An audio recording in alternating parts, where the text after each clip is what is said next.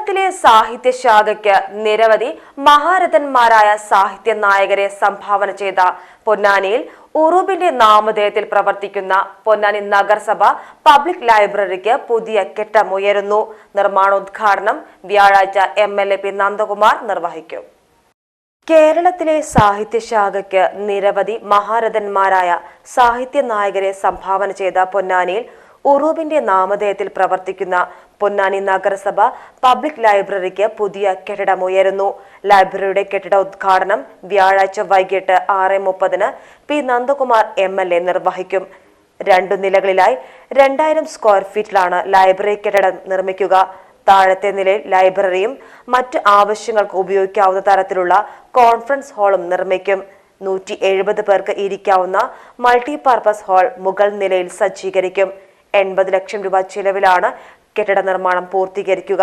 30 ലക്ഷം രൂപ ചിലവഴിച്ചുള്ള ആദ്യഘട്ട നിർമ്മാണത്തിനാണ് തുടക്കം കുറിക്കുക.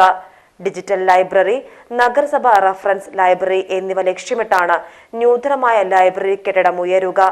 പരമ്പരാഗത നിർമ്മിതിയാണ് കെട്ടിടത്തിനുണ്ടാവുക.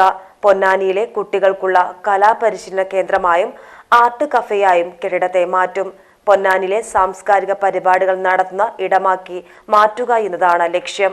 1997 പഴയ പൊന്നാനി നഗരസഭ ഓഫീസിന് സമീപത്തായി പ്രവർത്തനം ആരംഭിച്ച ലൈബ്രറിയിൽ ദിനംപ്രതി 150 ആളുകളാണ് എത്തിയിരുന്നത്. സാംസ്കാരിക സമുച്ചയമായി തുടങ്ങിയ കെട്ടിടത്തിന് കീഴിൽ സാഹിത്യവേദി, കലാവേദി തുടങ്ങിയവയും പ്രവർത്തിച്ചിരുന്നു. പിന്നീട് കെട്ടിടത്തിനുണ്ടായ ചോർച്ച മൂലം പുതിയ കെട്ടിടത്തിലേക്ക് പ്രവർത്തനം മാറ്റുകയായിരുന്നു. 1000-ലധികം പുസ്തകങ്ങളുള്ള ലൈബ്രറിയിൽ ഒരു താൽക്കാലിക ജീവനക്കാരി മാത്രമാണ് ഇപ്പോഴുള്ളത്. എല്ലാ മൂസക്ക ഇതേടി ഞങ്ങള് പോയിട്ട് വരുന്നത് ഞമ്മൾ ഈശ്വരമംഗലോ ന്യൂ UP സ്കൂളിൽ പോയതാ.